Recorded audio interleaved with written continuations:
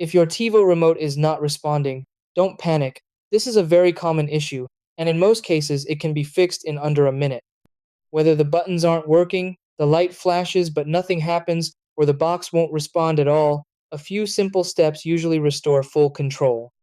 Start with the basics. Replace the batteries even if the remote light still turns on, and make sure they're inserted correctly, with the negative end going in first. If the remote still doesn't work, remove the batteries completely, wait about 30 seconds, and reinstall them. This helps reset the remote's internal circuits.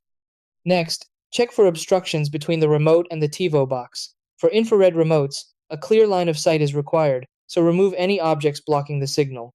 If that doesn't help, perform a remote reset by holding the TiVo button and the TV power button together until the red light turns on. Then press thumbs down 3 times, followed by enter.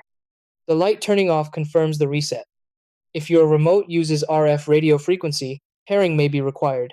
Go to the TiVo settings menu and start remote pairing, then hold the TiVo button and back button until the light turns red. If pairing fails, you can switch the remote to IR mode by holding the TiVo button and C button together until the light flashes red 3 times.